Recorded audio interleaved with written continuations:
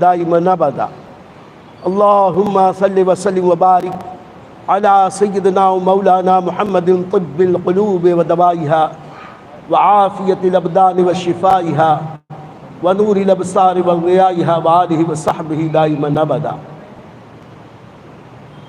جو شے تیری نگاہ سے گزرے درود پڑھ، جو شے تیری نگاہ سے گزرے درود پڑھ، ہر مرض کی دوا ہے صلی علی محمد صلی اللہ تعالی علیہ وسلم۔ عزیزان گرامی، میں یہ عرض کر رہا تھا کہ ذکر الہی بہت بابرکت، ہر ہفتے یہاں ذکر الہی کی مجلسیں ہوتی ہیں، لیکن جہاں تک میری معلومات ہے آج ہمارے سماج میں ذکر کی محفلوں کو لوگ اہمیت کم دیتے ہیں، اپنے دنیاوی کام کاج اور مصروفیت کا بہانہ بنا کر ذکر کی مجلسوں میں کم حاضر ہوتے ہیں۔ یاد رکھو، کاروبار میں برکت اسی وقت ہوگی، رزق میں وسعت اسی وقت ہوگی جب ہم زیادہ سے زیادہ ذکر الہی کرتے رہیں۔ اس لیے میری گزارش ہے آپ حضرات ان ذکر کی محفلوں میں کثرت سے شریک اور اس کے فیوز و برکات سے اپنی دین اور دنیا دونوں کو آسودہ کریں۔ درود پاک پڑھیں، اللہم صلی علی سیدنا و مولانا محمد وعلی آل سیدنا و مولانا محمد وبارک وسلم، صلاۃ و سلاما علیک یا رسول اللہ وعلی آلک و اصحابک یا حبیب اللہ۔ الحمدللہ آج عرس رضوی یعنی عرس امام احمد رضا،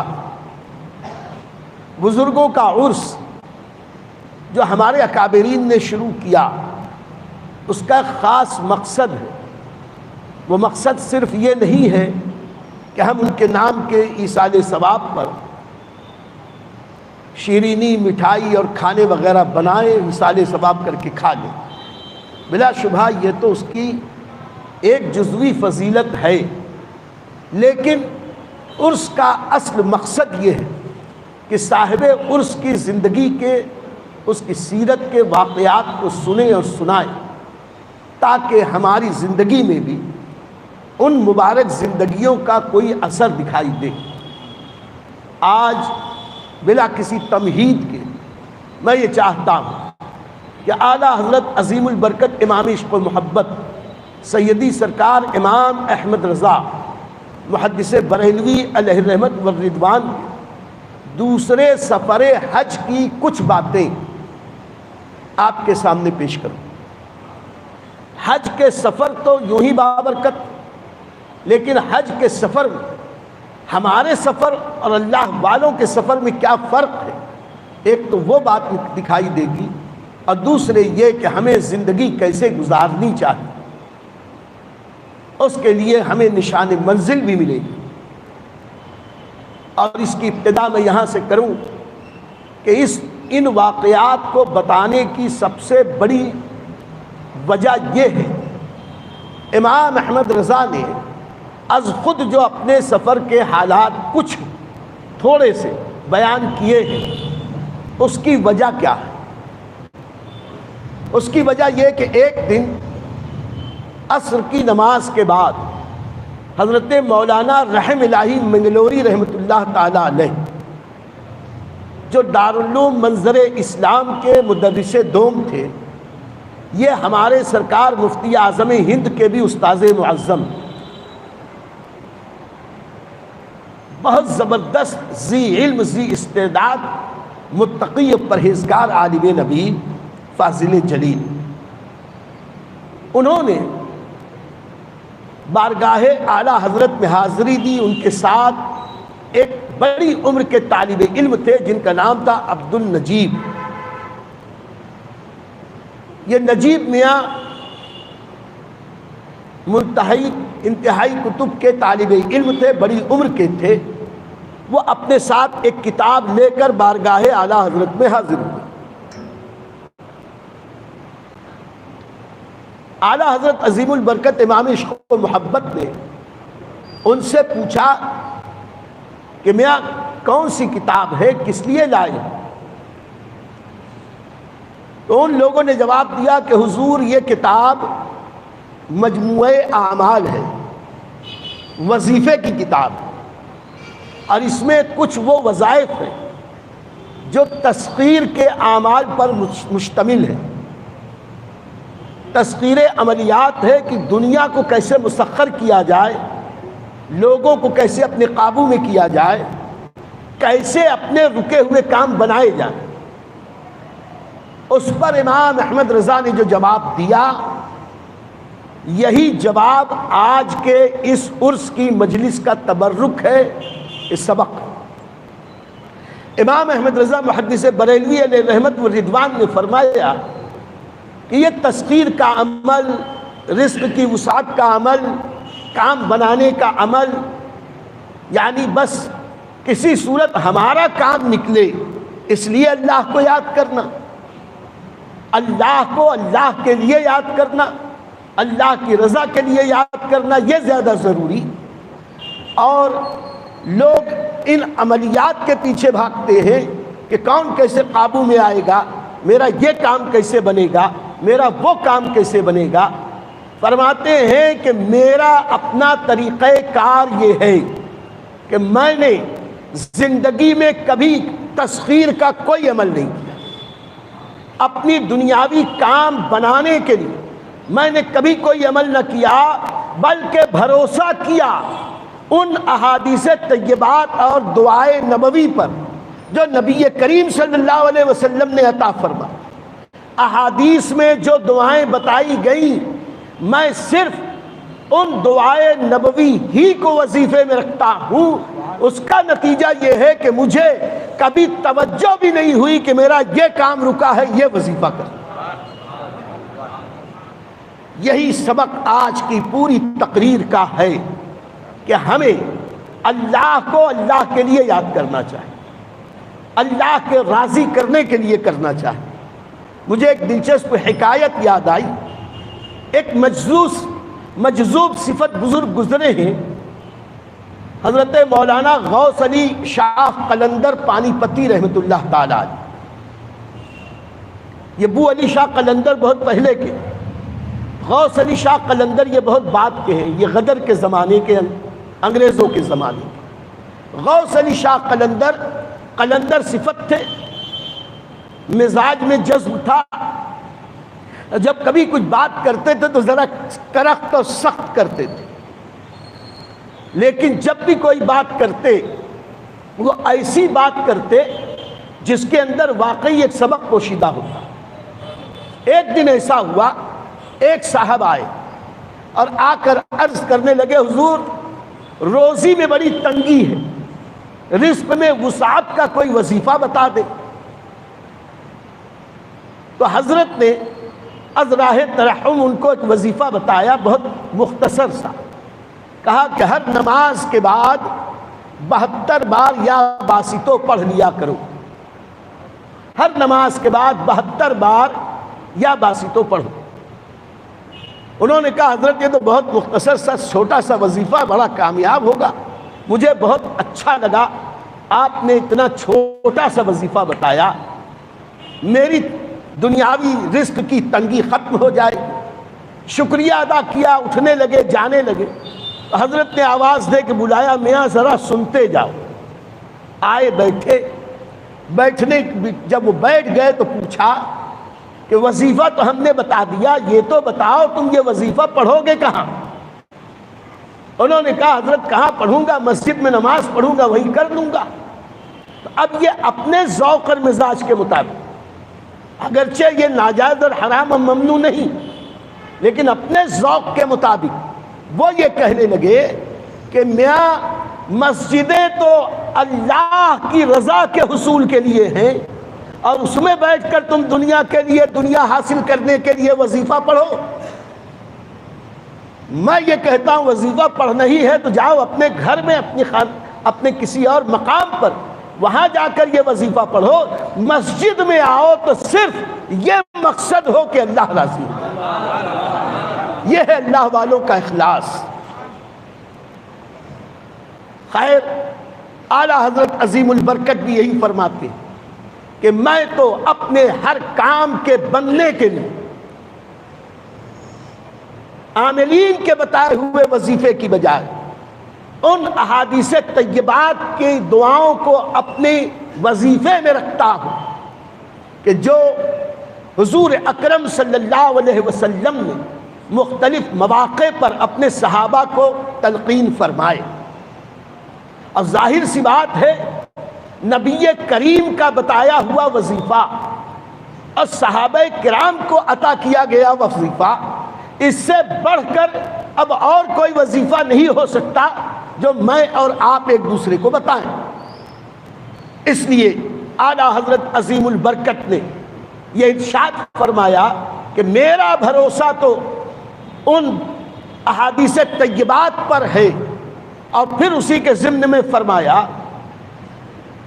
کہ میں نے جو دوسرا سفر حج کیا اس میں ایک نہیں ہزاروں مواقع پر اللہ نے غیبی وہ مدد کی کہ جس کا کوئی تصور بھی نہیں کر سکتا، اور یہ ساری غیبی مدد ان دعاؤں کی برکت سے تھی جو احادیث طیبات میں آئی ہے. میں دعائیں پڑھتا رہتا. اعلیٰ حضرت نے 2 حج کیے تھے. پہلا حج مرید ہونے کے بعد اپنے والدین کریمین کے ہمراہ پہلا سفر حج کیا. اس وقت اعلیٰ حضرت کی عمر پاک 23 سال تھی. دوسرا سفر حج 57 سال کی عمر میں اعلیٰ حضرت عظیم البرکت نے کیا. بیچ میں دین کے اتنے کام تھے کہ موقع نہ لگ سکا، ورنہ میرے امام کا تو ہر لمحہ نبی پاک صلی اللہ علیہ وسلم کے عشق میں اور مدینے کی حاضری میں گزرتا تھا، لیکن مدینے والے ہی کا کام کرنا تھا، اس لیے دیر ہوئی. خیر اعلیٰ حضرت عظیم البرکت فرماتے ہیں کہ دوسرے سفر حج میں ہوا یہ کہ میرے چھوٹے بھائی تکلیف دے رہا ہے. کیا آواز آ رہی ہے؟ بتا فل کی بات نہیں، آواز صحیح آ رہی ہے.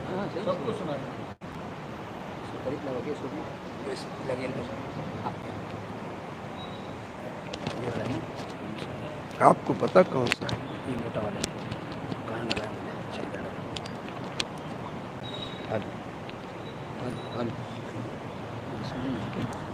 یہی تو نا تو بند کیوں؟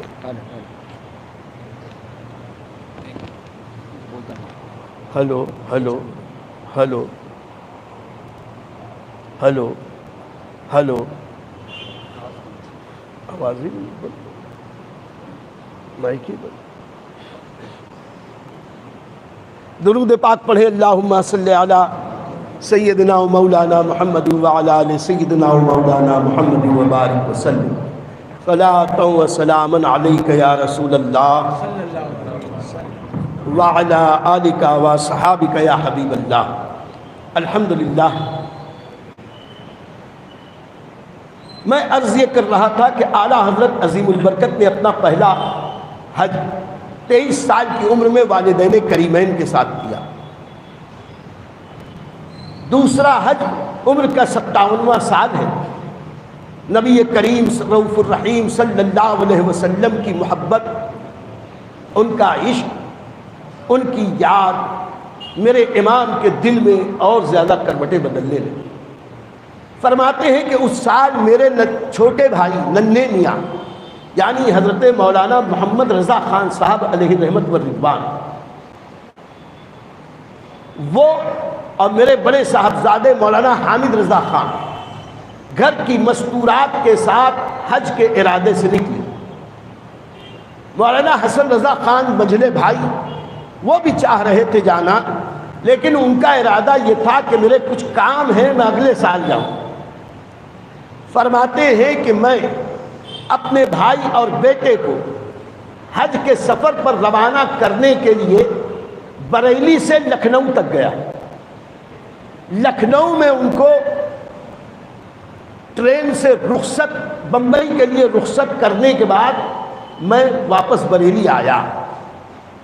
سبق کیا ملا سبق ملا یہ کہ جب مدینے کا مسافر کوئی پا جاتا ہوں، جب مدینے کا مسافر کوئی پا جاتا ہوں، حسرت آتی ہے یہ پہنچا میں رہا جاتا ہوں۔ ہمیں چاہیے کہ جب کوئی حج اور زیارت کے سفر پر جائے تو حصول برکت کے لیے اس کو کچھ دور تک چھوڑنے جائے، یہ دنیا نبھانے کے لیے نہیں، کہ دنیا والوں کو دکھانے کے لیے نہیں، بلکہ اللہ اور اس کے رسول کی محبت میں، کہ یہ آدمی زیارت کے سفر پر جا رہا ہے تو کچھ دیر اس کے لیے اس کے ساتھ چلے، تاکہ اس پر جو اللہ کی رحمتیں برسیں اس میں سے تھوڑا حصہ ہمیں بھی مل جائے۔ اعلیٰ حضرت عظیم البرکت اس لیے لکھنؤ تک، اس کے باوجود کہ بہت مصروف ہے، لکھنؤ تک چھوڑنے کے لیے گئے بریلی سے، رخصت کر کے پھر آئے بریلی۔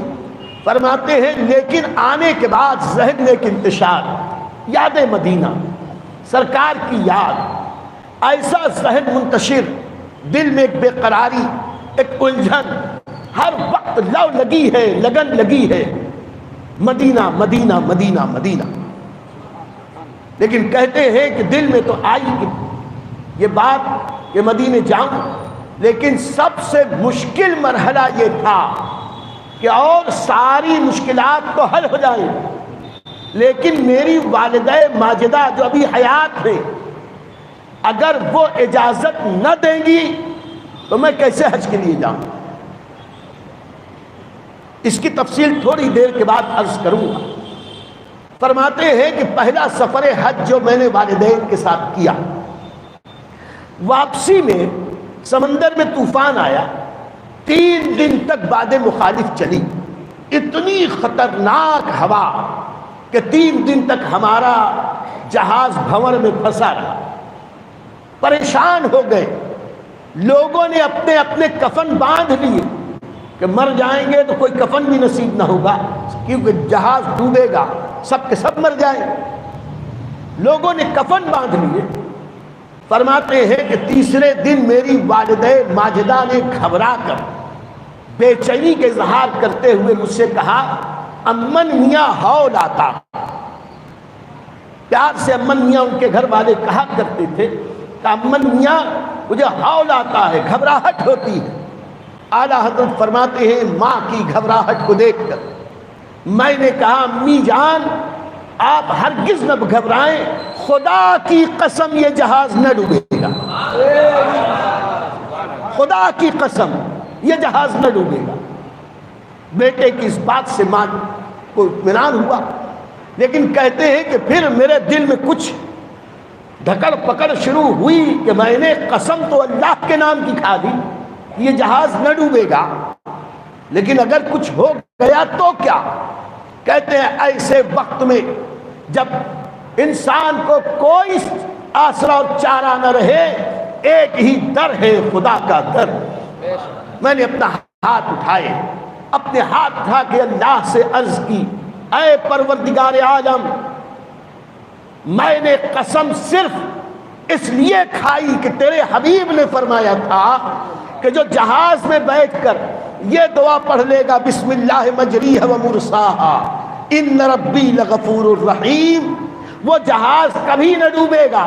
اے اللہ، میں نے اپنے بل پر کچھ نہیں کہا تھا، نبی کی ذات اور بات پر بھروسہ کر کے میں نے یہ کہا، اے اللہ اب عزت آبرو لاج تیرے ہاتھ۔ اب پھر میں نے نبی پاک سے استغاثہ کیا، یا رسول اللہ، آپ ہی کی بارگاہ کا تحفہ تھا، اسی کے بل پر میں نے اپنی والدہ سے یہ کہا ہے، اب عزت آپ کے ہاتھ میں۔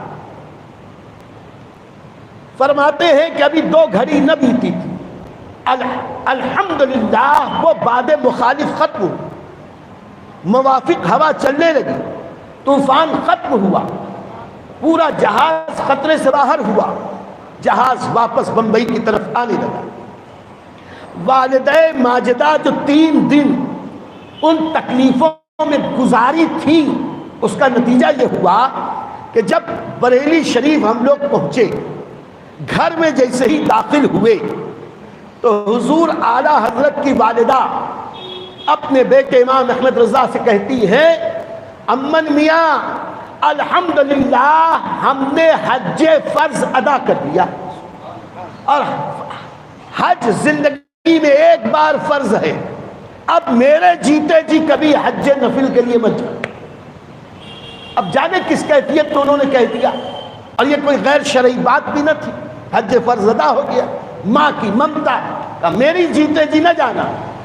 اعلیٰ حضرت فرماتے بس یہی ایک قلق تھا، یہی ایک خدشہ تھا کہ ماں کی بغیر اجازت کے نفل حج کو جانا جائز نہیں ہے۔ آج ہمارے نوجوانوں سے ہم کہیں کہ ذرا اپنے والدین کے مقام کو سمجھیں کہ والدین کا مقام کتنا بلند ہے۔ نفل حج کے لیے امام احمد رضا فرما رہے بغیر والدین کی اجازت کے نفل حج کے لیے نہیں جا سکتے، اگر وہ اجازت نہ دیں تو اپنے حج کے سفر کو ملتوی کر دو، بعد میں جاؤ، لیکن ماں باپ کا دل نہ دکھاؤ۔ ذرا سوچیں کہ ماں باپ کا مقام کتنا بلند ہے۔ فرماتے ہیں اس کے باوجود 8 دن بیتے، 8 دن تک بس اسی ادھیڑ بن میں، شش و پنج میں اور اسی منتشر خیالات میں دن گزرے۔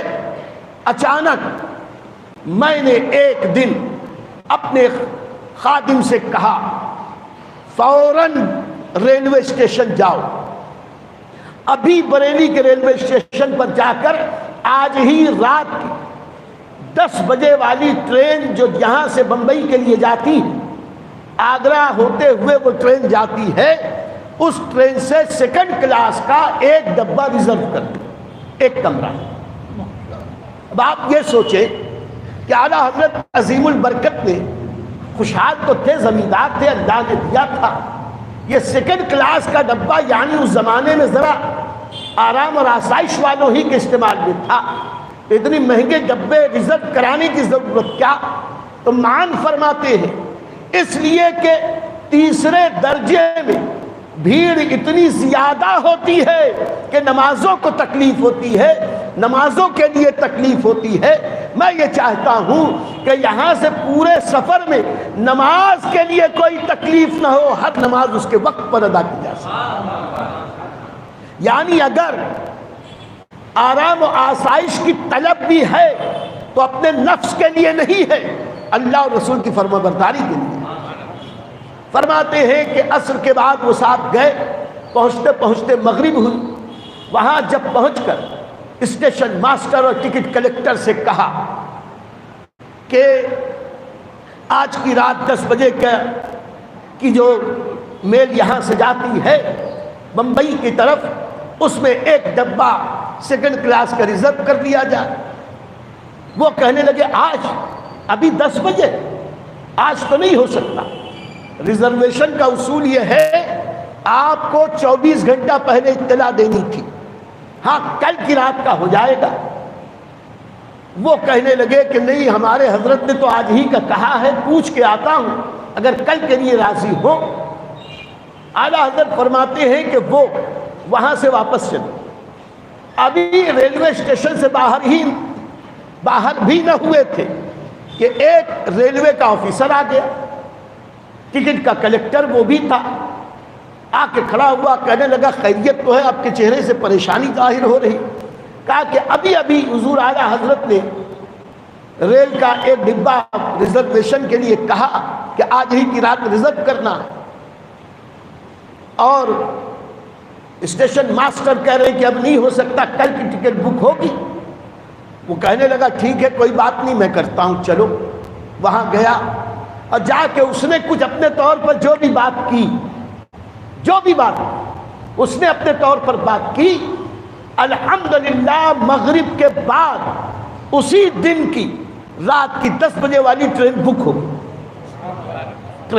گئی۔ وہ دوڑا ہوا آیا، کہا کہ ٹرین بک ہو گئی۔ اعلیٰ حضرت نے تو اس کے پیسے بھی بتائے کہ 163 روپے اور 4 آنے کے 5 آنے اور اتنے پیسے لگے تھے پورے ریزرویشن کے پورے ڈبے۔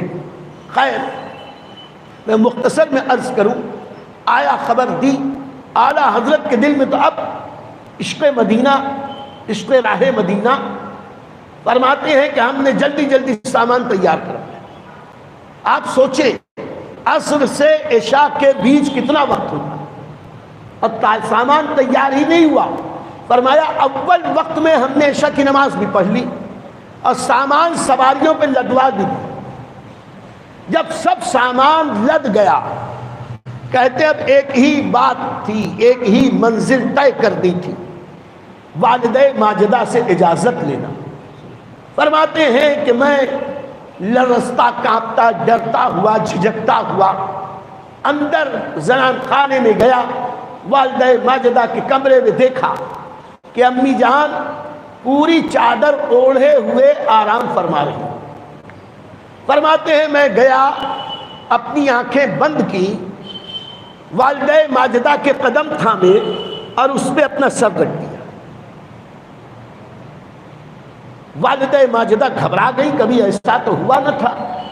گھبرا کے اٹھ کے بیٹھ گئی. کہا من یا خیریت تو ہے؟ تو میں نے کہا کہ امی جان حج کے لیے جانا چاہتا ہوں, اجازت دے دیں. اس وقت پتہ نہیں کیا کیفیت تھی کہ والدہ ماجدہ نے کہا اچھا خدا حافظ. فرماتے ہیں جیسے ہی میں نے لفظ خدا حافظ سنا, اسی کو ماں کی دعا سمجھی, فوراً پلٹا اور فوراً پلٹ کے سواری میں سوار ہو گیا. سارا سامان تو لدا تھا, سواری پہ سوار ریلوے اسٹیشن کے لیے چلے. اور ابھی تھوڑی دیر ہی ہوئی تھی کہ والدہ ماجدہ کو خیال آیا کہ میں نے یہ اجازت کیسے دے دی. فوراً ان کی والدہ ماجدہ نے آواز دے رہے سنو سنو گھر والوں آؤ. گھر والے آئے, کیا بات؟ کہا امن میاں کو روکو, امن میاں کو روکو, وہ حج کے لیے جا رہے ہیں. کیسے جا رہے ہیں؟ کہا کہ آپ ہی نے تو اجازت دی تھی. کہا ہاں میں نے کیسے دی پتہ نہیں, بلاؤ بلاؤ بلاؤ, ان کو واپس بلاؤ.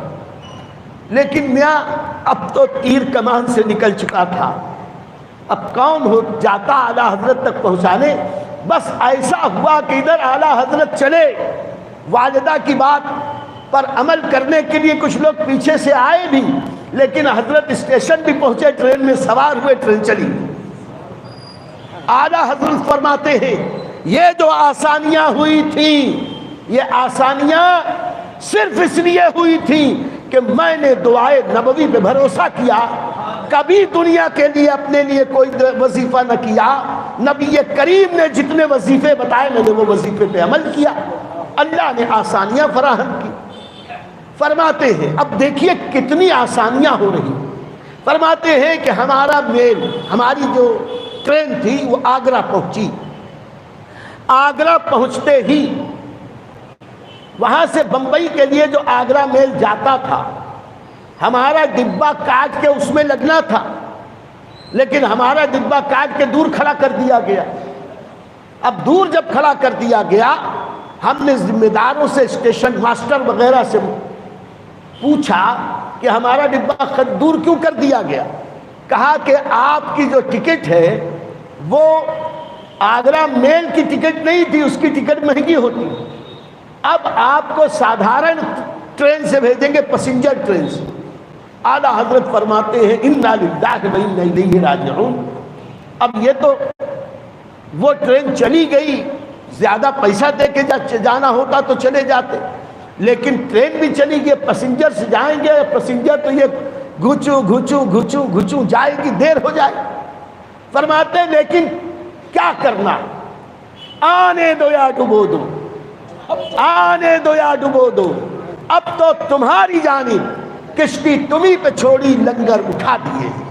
یا رسول اللہ آپ ہی پہنچانے والے, آپ ہی باریاب کرنے والے. کہتے ہیں کہ دوسرے دن صبح میں پیسنجر ملی. اب وہ پیسنجر اپنی رفتار سے چلی. ہمیں پہنچ جانا تھا بمبئی میں جمعرات کے دن, اس لیے کہ جمعرات کے دن کے لیے ہمیں تار آ گیا تھا بمبئی سے. ہم نے یہاں سے اسٹیشن سے بمبئی تار بھیجا کہ ہم بھی حج کے لیے آ رہے ہیں, اور وہاں سے تار آیا کہ جمعرات کی صبح پہنچ جائیں, اس لیے کہ جمعرات کو قرنطینہ ہوگا. آج کل ڈاکٹر جو کوارنٹائن کرتے ہیں, اس زمانے کا قرنطینہ, اس زمانے میں جہازوں پر جانے کے لیے یا نئے کسی ملک میں داخلے کے لیے قرنطینہ وغیرہ کا انتظام ہوتا تھا, اور اس زمانے کا الگ قرنطینہ تھا. کچھ بھاپ وغیرہ لیتے تھے, بہت لمبی چوڑی داستان. وہ ڈاکٹر صاحب سے پوچھ لینا۔ فرماتے ہیں لیکن اب ہماری ٹرین لیٹ ہو گئی۔ تو میں سوچ میں پڑ گیا کہ اب اتنی لیٹ ہو گئی یار، آج جمعرات کا دن ہے، صبح بمبئی پہنچنا ہے، اگر نہ پہنچیں گے تو قرنطینہ نہ ہوگا، آج آخری دن ہے، اور اگر قرنطینہ نہ ہوگا تو جہاز میں سوار ہونے کا پرمیشن نہ ملے گا، تو یہ سفر ختم ہو جائے گا۔ اس لیے کہ اب اس کے بعد ایک جہاز بچا ضرور ہے، لیکن اس میں مشکل یہ ہے کہ میرے سارے ساتھی تو اس جہاز سے چلے جائیں گے، اس بڑھاپے میں اکیلا میں اس جہاز سے جاؤں، پریشانی ہوگی۔ فرماتے ہیں میں نے پھر نبی پاک صاحب الاولاق سے استغاثہ کیا، آنے دو یا ڈبو دو، اب تو تمہاری جانب کشتی تمہیں پہ چھوڑی، لنگر اٹھا دی۔ کہتے ہیں کہ میں بالکل پریشان نہ ہوا، بھروسہ تھا نبی پاک کی ذات پر، بھروسہ تھا اللہ رب العزت کی ذات پر، میں بالکل پریشان نہ ہوا، اور 24 گھنٹے دیر سے ہماری ٹرین بمبئی پہنچی۔ ہم نے سوچا جو ہو سو ہو، نکل تو پڑے ہیں آپ کے راستے۔ فرماتے جیسے ہی بمبئی پہنچے، حاجی قاسم وغیرہ ریلوے اسٹیشن پر لینے کے لیے آئے تھے، جمعہ کا دن تھا، صبح کا وقت۔ حاجی قاسم وغیرہ آئے، انہوں نے استقبال کیا، اور فوراً کہا حضرت جلدی چلیے جلدی چلیے۔ کہا کہاں؟ کہا ڈائریکٹ بھپارا لینے جانا، ڈائریکٹ قرنطینہ جانا۔ حضرت نے فرمایا چلو پہلے چلتے ہیں۔ راستے میں بات کی کہ قرنطینہ تو کل ہو گیا ہوگا۔ کہا حضور عجیب معاملہ ہوا، بمبئی میں ایسا کبھی ہوا ہی نہیں۔ کہا کیا ہو گیا؟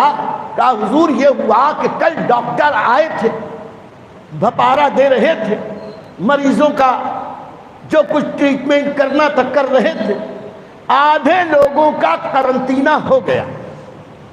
اچانک ڈاکٹر کو گھبراہٹ ہونے لگی، ڈاکٹر بے چین بے قرار، اتنی گھبراہٹ، اور اس نے فوراً ہاتھ اٹھا دیا، کہا اب میرے سے کام نہیں ہوگا، باقی لوگوں کا کل، سب کا کل۔ اس لیے آج صبح سے جب قرنطینہ شروع ہوا ہے، آپ کے گھر والے بیٹے بھائی ان کا کل نہ ہوا تھا، آج ہی ہونے والا، چلیے انہی کے ساتھ ہو جائے گا۔ اعلیٰ حضرت فرماتے ہیں ہم قیام گاہ پہ نہ گئے، فوراً قرنطینہ پہ گئے، اور قرنطینہ پہنچ کر ہم نے جو کچھ وہاں کی کارروائی اس میں شرکت کی۔ ٹکٹ لینے کی باری آئی تو پتہ چلا کہ اس جہاز کی ساری ٹکٹیں ختم ہوئی، اس جہاز میں ایک بھی سیٹ نہیں۔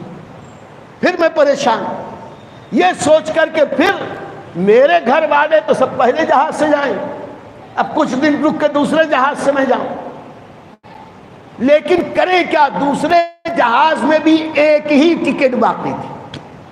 میں نے کہا کہ اب جانا تو ہے ہی، ایک ٹکٹ لے دو۔ کہا حضور لیکن وہ پہلے درجے کی ٹکٹ نہیں ہے، 3rd کلاس کی ٹکٹ ہے، تیسرے درجے۔ اعلیٰ حضرت نے فرمایا تیسرا درجہ تو تیسرا درجہ، ٹکٹ لے لو۔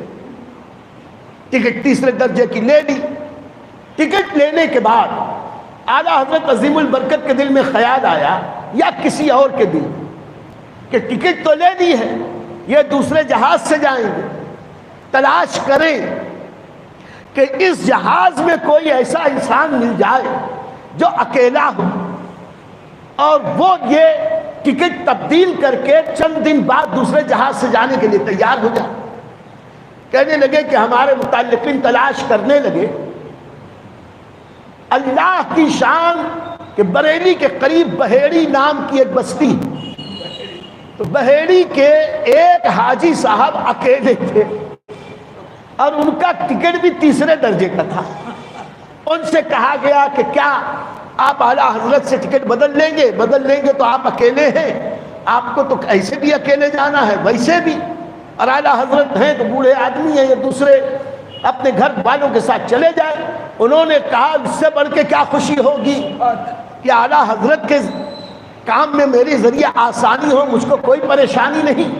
فوراً انہوں نے ٹکٹ بدلی۔ اعلیٰ حضرت فرماتے ہیں ذرا دیکھو نبوی دعاؤں کی برکت، یہ برکت تھی کہ پہلے ہی اگر فرسٹ کلاس کا ٹکٹ ملا ہوتا اور یہاں تیسرے کلاس والے سے ٹکٹ بدلنا پڑتا تو مال کا نقصان ہوتا۔ نبی کریم کی عطا دیکھو کہ اس بار جو ٹکٹ ملا تیسرے درجے کا اور جن سے بدلی ہوا ان کا تیسرا ہی درجہ تھا، مال کے نقصان سے آقا نے یوں بچا دیا۔ یہ ہے دعائے نبوی کی برکتیں۔ پھر فرماتے ہیں خیر ہم سب چلے، جہاز میں چلے، اسی دن شام میں جہاز روانہ ہوا۔ فرماتے ہیں کہ اس زمانے میں تو جہاز بھی کافی لمبے عرصے تک چلا کرتے تھے، آج کے جیسے جہاز نہ تھے کہ 6-7 دن 8 دن میں پہنچ جاتے۔ فرماتے ہیں کہ روزانہ جہاز میں، اور جب کامران کی بندرگاہ پر قرنطینہ کے لیے ترکی حکومت نے ہمیں اتارا، 10 دن تک قرنطینہ میں ہمیں وہاں رکھا۔ 10 دن تک ہم کامران کی بندرگاہ پر رکے رہے، چیک اپ ہوتا رہا، ترکی ڈاکٹر اور ڈاکٹرائن آتے رہے، جو کچھ ان کا کام تھا کرتے رہے۔ فرماتے ہیں کہ ان 10 دنوں میں اور پانی کے جہاز روزانہ علمی مجالس سجتی، فقیر اس میں تقریر کرتا، فقیر کا بیان ہوتا، جس میں زیادہ تر مناسک حج کی تعلیم دیتا کہ حج کے یہ ارکان ہیں، ایسے ایسے کیے جائیں۔ لیکن ہماری روح کی غذا، اس سفر کی اصل عشق رسول پاک صاحب لولاک، گھوم پھر کر بات نبی پاک صاحب لولاک کی آتی، عشق نبی کے گن گائے جاتے، نبی پاک کی فضیلتیں بیان ہوتی، نبی پاک کی عظمتیں بیان ہوتی۔ ان مجالس میں بہت کثرت سے لوگ شریک ہوتے تھے۔ انہی میں ایک رئیس کو دیکھا کہ چند لوگوں کے ساتھ پابندی کے ساتھ آتا، اور جب تک مناسک حج کی تلقین کی جاتی، تعلیم دی جاتی، تو بہت اچھے سے دیکھتا تھا، بہت غور سے سنتا۔ لیکن جیسے ہی نبی کریم صلی اللہ علیہ وسلم کے فضائل شروع ہوتے، اس کے چہرے کا جغرافیہ بدل جاتا، منہ ٹیڑھا ہو جاتا، کبھی اینچا ٹیڑھا، کچھ نہ کچھ چہرے پہ کبیدگی کے آثار۔ میرے وجدان نے کہا ہو نہ ہو اس کے ایمان میں کچھ کھوٹ ہے۔ تو میں نے اپنے ساتھیوں سے کہا کہ یہ رئیس جب تک دینی مسائل سکھاؤ تو بڑی خوشی خوشی سنتا ہے، اور جہاں تعظیم رسول اور عظمت رسول کی بات آتی ہے اس کا منہ ٹیڑھا ہونے لگتا ہے۔ وجہ کیا؟ فرماتے ہیں کہ ان لوگوں نے مجھے خبر دی کہ یہ گنگوہ کے علاقے کا رہنے والا اور رشید احمد گنگوہی کا مرید ہے۔ اعلیٰ حضرت فرماتے ہیں خیر اب آیا دام۔ دوسرے دن جب جلسہ شروع ہوا تو بیان میں نے مناسک حج کی بجائے رد وہابیہ شروع کر اور بہت جم کے رد وہابیہ کیا۔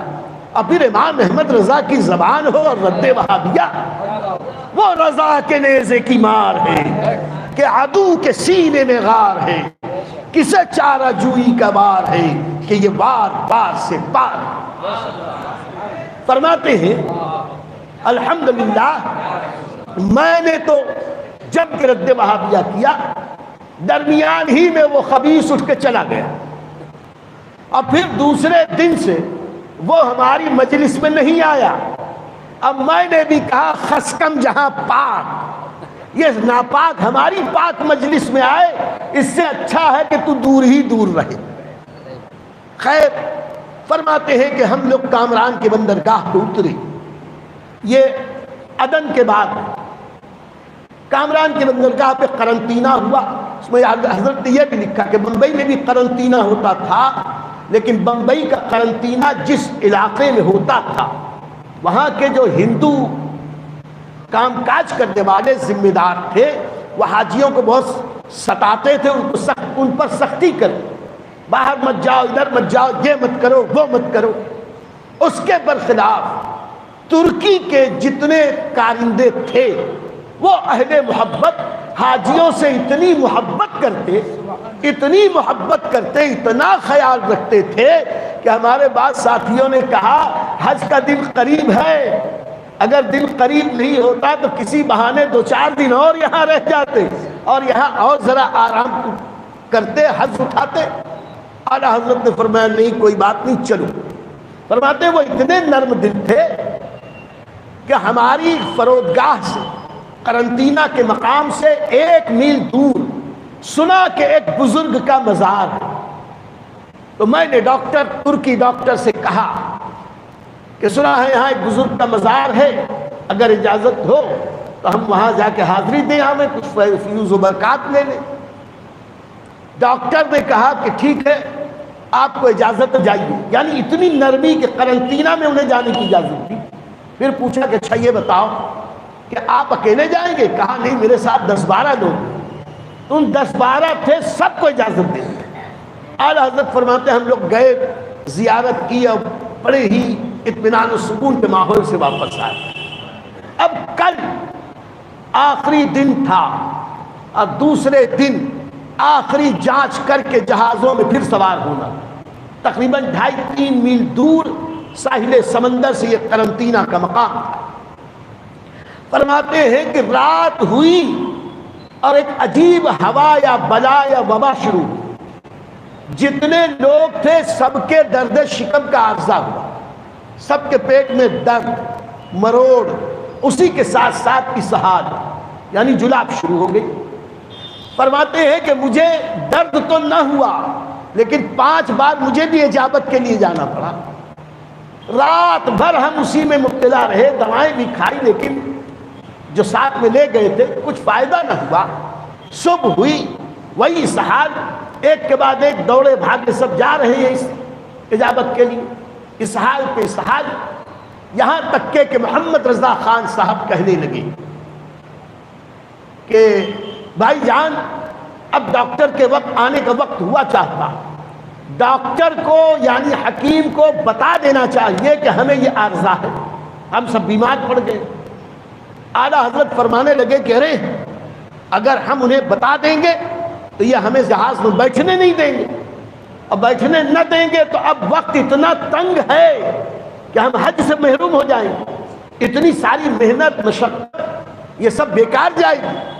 کہا کہ بھائی جان اگر نہ بتائیں گے، انہیں کسی صورت پتہ چل گیا تو حکیم صاحب لوگ ناراض ہوں گے کہ مریض مرض کو چھپایا ہے، کہیں اور معاملہ بگڑ نہ جائے۔ اعلیٰ حضرت فرماتے ہیں کہ جب میں نے کوئی چارہ نہ دیکھا تو میں نے کہا کہ تم فی الوقت اپنے حکیم کو کچھ نہ دکھاؤ، میں اپنے حکیم سے رجوع ہوتا ہوں، میں اپنے حکیم سے رجوع ہوتا ہوں۔ یہ کہہ کر میں قرنطینہ سے نکلا جنگل کی طرف گیا، اور جنگل میں جا کر اکیلے میں نے رسول پاک صاحب الاولاق سے استغاثہ کیا، حضور آپ کی بارگاہ میں آنا، آپ کے کرم سے یہاں تک پہنچے ہیں، بس ایک نگاہ کرم ہو ہمارا بیڑا پار۔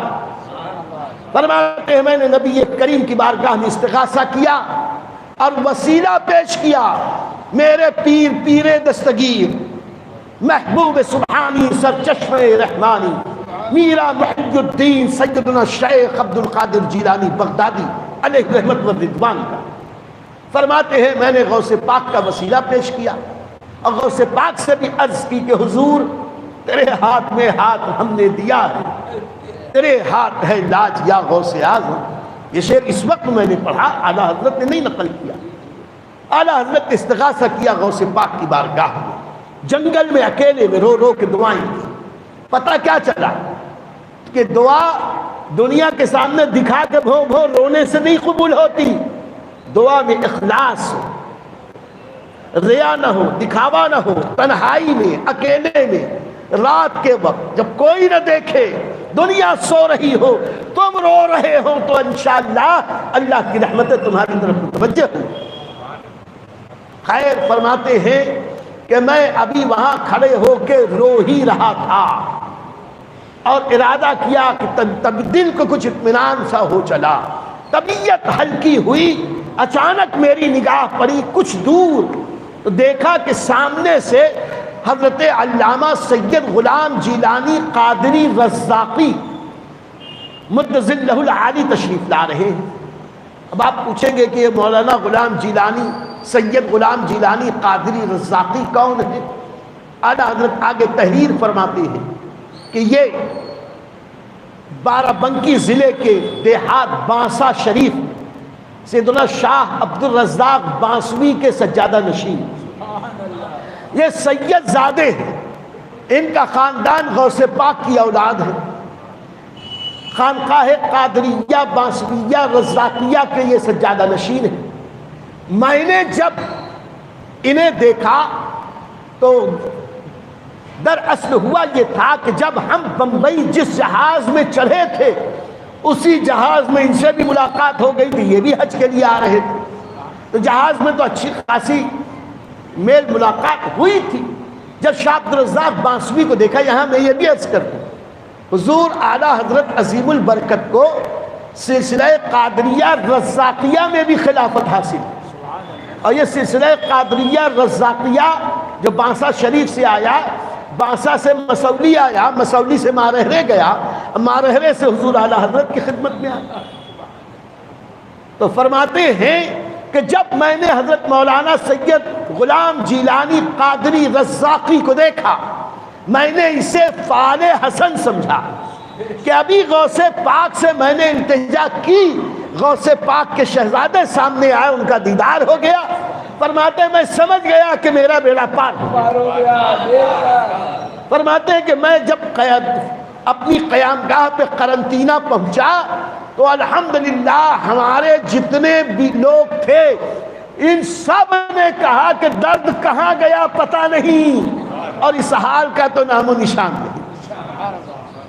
پل بھر میں نہ ہو آرام جس بیمار کو سارے زمانے سے، اٹھا لے جائے تھوڑی خاک ان کے آستانے سے، ارے ان کے آستانے کی خاک میں شفا اور ان کے نام میں بھی شفا اللہ۔ خیر فرماتے ہیں کہ جب کچھ ہوا ہی نہیں، اتنی نہ صرف کہ درد ختم ہوا، نہ صرف کہ اسہال ختم ہوا، بلکہ بدن میں جو یہ کمزوری اور ضعف آ گیا تھا وہ بھی ختم ہوا۔ 2.5 سے 3 میل پیدل چل کر ہم لوگ ساحل سمندر پہ آئے، سب بڑے شاداب و فرحاں جہاز میں بیٹھ گئے۔ پھر وہاں سے وہ جہاز جدہ تک پہنچا۔ فرماتے ہیں کہ جدہ میں جب ساحل سے ہمارا جہاز لگا، ہم سب اترے تو وہاں باہر نکلنے کے لیے دونوں طرف ٹکیاں لگی تھی، بیچ میں تنگ سی گزرگاہ، ہمارے ساتھ خواتین بھی تھیں، پردہ دار، ہمارے گھر کی عزت مآب خواتین۔ اب وہاں بھیڑ اتنی تھی کہ کھوے سے کھوا چھل رہا تھا، اب دھکم پیل ہو رہی تھی، میں کر کے گھس رہے تھے۔ فرماتے ہیں کہ اتنی بھیڑ بھاڑ دیکھ کے ہم تو کھڑے ہو گئے، بیٹھنے کی بھی جگہ نہ تھی۔ دوپہر کا وقت، دھوپ کی شدت، 1 گھنٹہ 2 گھنٹہ 3 گھنٹے 4 گھنٹے 5 گھنٹے بیت گئے، اور ہم سب احرام میں تھے۔ خواتین بھی وہاں بیٹھی پریشان تھی، ہم بھی پریشان۔ حامد رضا اور ننھے میاں آئے، کہنے لگے کہ ابا جان 5 گھنٹے ہو گئے، پسینے میں شرابور، ہم بہت حیران کیا کریں، میرا خیال یہ ہے کسی صورت نکلنا چاہے۔ اعلیٰ حضرت فرماتے ہیں جسے جانا ہو جائے، تمہیں جانا ہو جاؤ، میں عورتوں کو لے کے اس بھیڑ میں نہیں گھسوں۔ آج اے نوجوانوں، ہمارے امام جن کا ہم عرس منا رہے ہیں، ان کی زندگی کے اس واقعے کو سمجھو۔ ہمارے نوجوانوں کی شادیاں ہوتی ہیں تو بائک پہ بھجا کے وہ ایسا گھماتے ہیں جیسے یہ بیوی ان کے لیے نہیں آئی، گاؤں کو دکھانے کے لیے آئی۔ اور جب وہ بائک پہ لے کے ناگن کی طرح، ناگ سانپ کی طرح لہرا لہرا کے چلتے ہیں تو سمجھتے ہیں کہ ہمارے جیسا کوئی ہے ہی نہیں۔ میاں، ہمارے گھر کی عورتیں ہماری عزتیں ہیں، ان کو چھپانا یہ ہماری ذمہ داری ہے، پردے کا اہتمام کرنا یہ ہماری ذمہ داری ہے، اور بھیڑ بھاڑ میں لے جا کر ان کا تماشا بنانا یہ مسلمانوں کی وطیرہ نہیں ہے، یہ تو کفار و مشرکین کا طریقہ۔ اللہ ہمیں اسلامی پردے کی توفیق عطا فرمائے۔ اعلیٰ حضرت فرماتا ہے تمہیں جانا ہو جاؤ، جسے جانا ہو جائے، میں نہیں جاتا۔ اب بڑے حضرت نے کہہ دیا تو کس کی ہمت کے جاتے؟ کہتے ہیں کہ پھر میں نے نبی پاک سے التجا کی کہ حضور ہم کمزور ہیں، نحیف ہیں، ناتواں ہیں، 5 گھنٹے ہو گئے، یہ چھوٹی سی جگہ، بیچ میں ٹٹی لگی، راستہ کم، اور ایسی پریشانی میں کیا کروں، سرکار کرم کر دیں۔ فرماتے ہیں ابھی یہ بات ہو ہی رہی تھی کہ عربی لباس میں ایک عرب صاحب آئے اور عربی میں انہوں نے سلام کر کے کہا کہ کیا بات ہے شیخ، میں تمہیں کچھ پریشان دیکھتا ہوں، کچھ غمگین دیکھتا ہوں۔ تو ان سے بتایا گیا کہ 5 گھنٹے ہو گئے لائن میں لگے، راستہ ہی نہیں ملتا، ہمارے ساتھ عورتیں ہیں، بھیڑ بھاڑ میں کیسے لے کے جائیں؟ تو وہ مسکرا کے کہتے ہیں کوئی بات نہیں، ایسا کرو تمہارے جتنے مرد ہیں ساتھ میں گول حلقہ بنائیں اور حلقہ بنا کے خواتین کو بیچ میں لے لیں، میں آگے آگے چلتا ہوں، پیچھے پیچھے تم چلو۔ اعلیٰ حضرت عظیم البرکت فرماتے ہیں کہ جیسے ہی انہوں نے کہا ہم نے سمجھا کہ یہ کوئی غیبی مدد آئی، ان کو آگے کیا، ہم نے حلقہ بنایا، خواتین کو بیچ میں رکھا، ہم چلے۔ فرماتے واللہ العظیم اس بھیڑ میں جب ہم ان کے پیچھے پیچھے چلے، خواتین تو خواتین، ہمارا کاندھا بھی کسی کے کاندھے سے مس نہ بخیر و عافیت اس بھیڑ سے نکل گئے۔ اب جب نکلے تو بارے خوشی کے ایک دوسرے کو دیکھ رہے ہیں اور اس کے بعد دیکھتے ہیں تو وہ عرب شیخ غائب۔ اب ہمارے ساتھ جو تھے وہ دوڑ کے ڈھونڈ رہے ہیں کہاں ہیں کہاں ہیں، کہاں گئے کہاں گئے، ارے ہوتے تو ملتے، یہ تو غیبی مدد تھی، یہ تو نبوی مدد تھی، اللہ کے نبی کی طرف سے جو مدد آتی ہے یہ جب تک دکھائی دینا ہوتا ہے، جسے دکھائی دینا ہوتا ہے اسے دکھتی ہے، اور نبوی مدد آئی، کام ہوا، چلے گئے۔ فرماتے ہیں کہ اب جدہ میں 3 دن تک رکنا ہوا، وہاں کے بھی کچھ کاغذی کارروائی، کچھ اونٹ آ رہے ہیں، یہ آ رہا وہ آ رہا۔ اب فرماتے ہیں کہ مجھے وہاں پہنچنے کے بعد، یہ وصال سے چند سال پہلے کی بات ہے، کمزوری لاحق ہے، فرماتے بخار آ گیا۔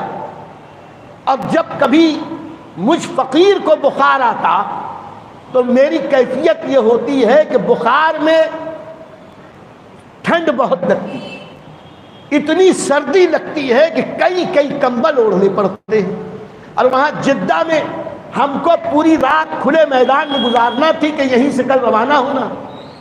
اب ایسے میں پریشان، لیکن اللہ پر بھروسہ کر کے رسول اللہ کی اعانت پر اعتماد کرتے ہوئے میں نے کہا کوئی بات نہیں، ایک لحاف لے، ایک لحاف لیا، میں نے اوڑھا، اوڑھ کے اپنے گلے تک لے لیا، اس لیے کہ احرام کی حالت میں چہرہ کھلا ہونا لازمی ضروری۔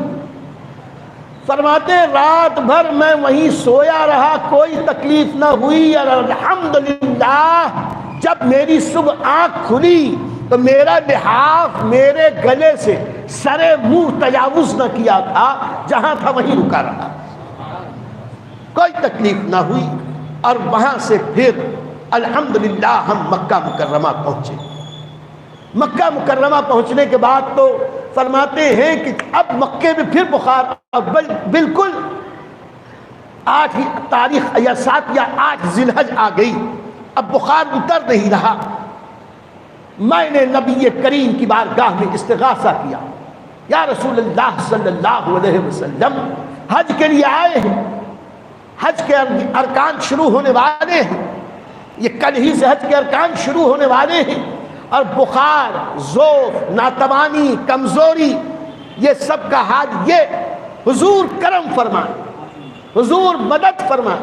فرماتے ہیں تھوڑی ہی دیر میں پسینہ آیا تب اتر گیا، اور الحمدللہ اس تاریخ سے لے کر 13ویں تاریخ تک بخار کا، کمزوری کا ایک شمع بھی میرے قریب نہیں آیا۔ 13ویں تاریخ کو جب حج کے سارے ارکان پورے ہو گئے اور ہم مکے واپس آئے تو پھر بخار آیا، تو میں نے کہا اے بخار اب تجھے آتا ہے آتا رہے، میرا کام تو ہو گیا۔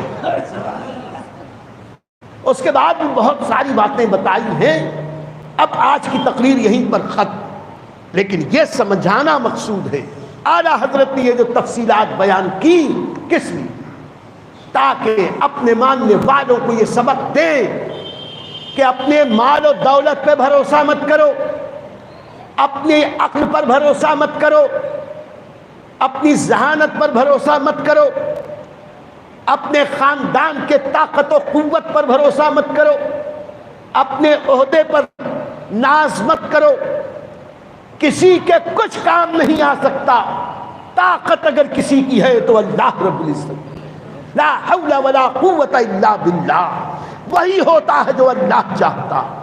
اپنے ہر کام میں اس سے آس مت لگاؤ، یہ سیٹ کچھ کر دے گا، وہ سیٹ کچھ کر دے گا، یہ چندہ دے دے گا۔ میں دنیا میں کوئی کچھ نہیں بنا سکتا، بناتا ہے تو اللہ رب العزت۔ کام کر، ہمارے کام بگڑے بناتا ہے تو اللہ، اور صدقہ دیتا ہے محمد الرسول اللہ کا۔ اسی لیے اعلیٰ حضرت عظیم البرکت کے اس دیے ہوئے سبق کو گرہ میں باندھ لو، اپنے ہر معاملے میں اللہ اور رسول پر کامل بھروسہ رکھو تو اللہ تعالیٰ تمہیں دنیا والوں کی محتاجگی سے بچا لے گا۔ اللہ تعالیٰ ہم سب کو اپنے نیک بندوں کے نقش قدم پر چلائے۔ وآخر دعوانا الحمدللہ رب العالمین۔